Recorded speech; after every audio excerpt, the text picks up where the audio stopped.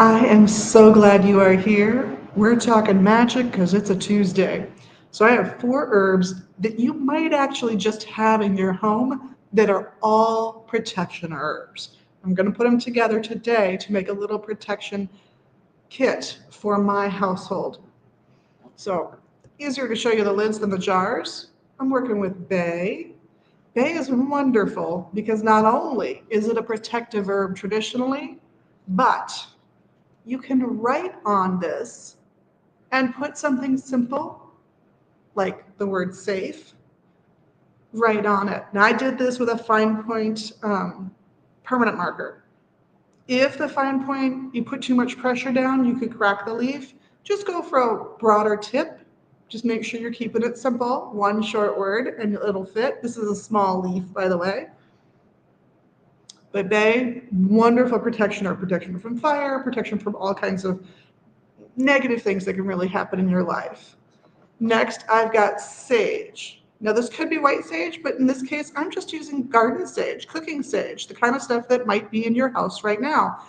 Sage is exquisite. It is known throughout the world where it has been grown and found growing in the wild traditionally to be good for cleansing a space of negativity. There are other herbs you could use instead. They're just not common kitchen herbs here in the US. Lavender would be a good substitute, myrrh would be a good substitute, and there are plenty of others. But these are all herbs that have been burned in what I will generously call hospitals once upon a time, because when they burned these things, you didn't pick up communicable diseases as readily from the other sick patients in the space. Turns out it does get rid of negativity, even on a molecular level. Basil is next. Basil's got a little bit of a oomph to it. It's got a little power to it. This is going to zhuzh up everything you're working on for your protection. It's also very protective. One of its ancient associations is with scorpions. So think about giving anybody who bothers you that sting, especially that defensive sting, which is when a scorpion likes to use that stuff, at least with us. Ooh, my camera decided to change. And then finally, rosemary. Rosemary is about remembering.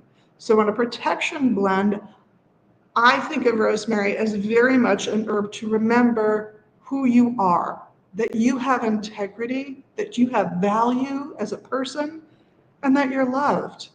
Because you'll find rosemary in wedding bouquets in some centuries, in some parts of the world, to help people remember their oaths in their wedding ceremony. You'll find it in funerary services, in those same spaces and places, just maybe 100 years apart from when it was used in a wedding.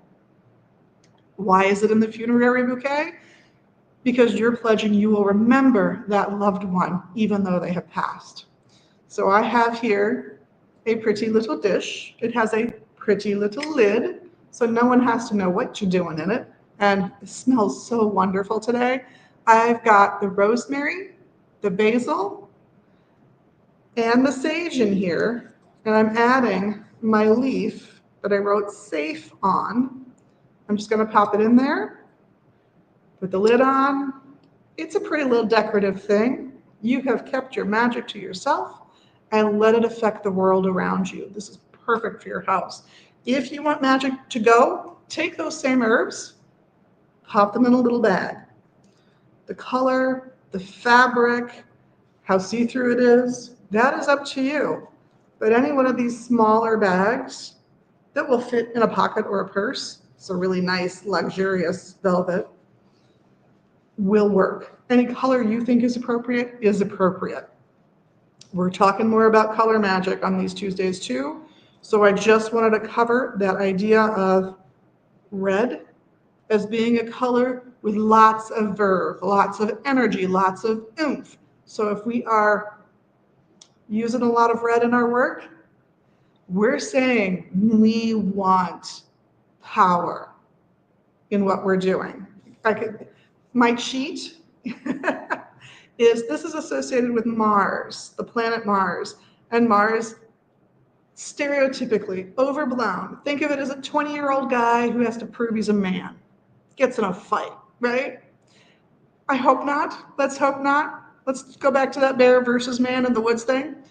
But it's that kind of energy, that really aggressive, really confrontative, you're not going to get in my way kind of energy, versus something that's more earth toned, where now you're talking about grounding that energy, bringing it into the space and making it part of reality. We'll keep talking about colors and other magics, but my time is up. So this is Liz at Magus Books and Herbs in Minneapolis and magusbooks.com saying, blessed be, use that magic well.